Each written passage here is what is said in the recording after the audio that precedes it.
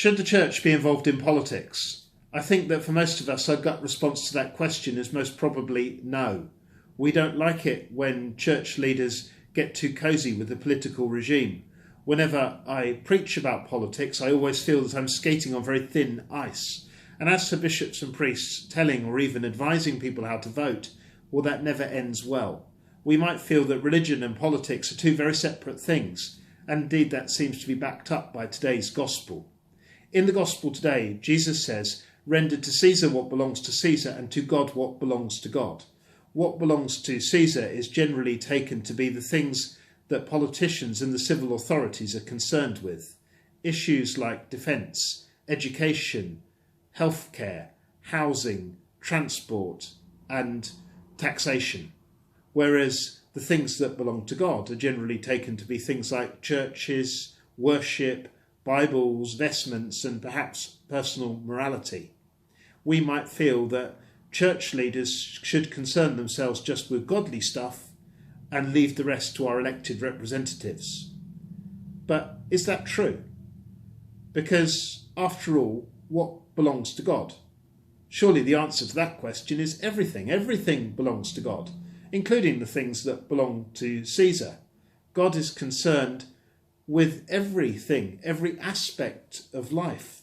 And if God in Christ Jesus is concerned with every part of life, then we as people of God, we as members of Christ are also concerned with every aspect of life. There is no part of human life, there is no area of the world that is not our concern.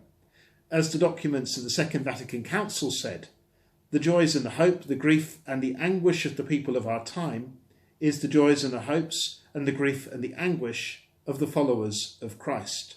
So to answer that question, should Christians be involved in politics? Well, the answer is obviously yes, of course we should. But the next question is how?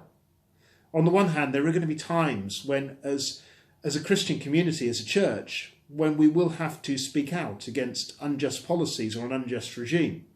There will be times when we need to speak out and call out a politician or a leader who does or says things that are quite simply wrong. And there's going to be times when we're going to need to speak up in favour of those whose rights are not being upheld. But on the other hand, it's important that we don't, as a community, take sides. As individuals, we can and we will, but as a Christian community, we don't take sides. We're not partisan, because it is possible to be a conservative and to be a Christian. It's also possible to be a socialist and to be a Christian. In fact, it's possible for us as Christians to have all sorts of different points of view and opinions about the way in which society should order itself. But what really matters is not so much who we vote for, or what party we support, or what our political preference or alignment is, but why.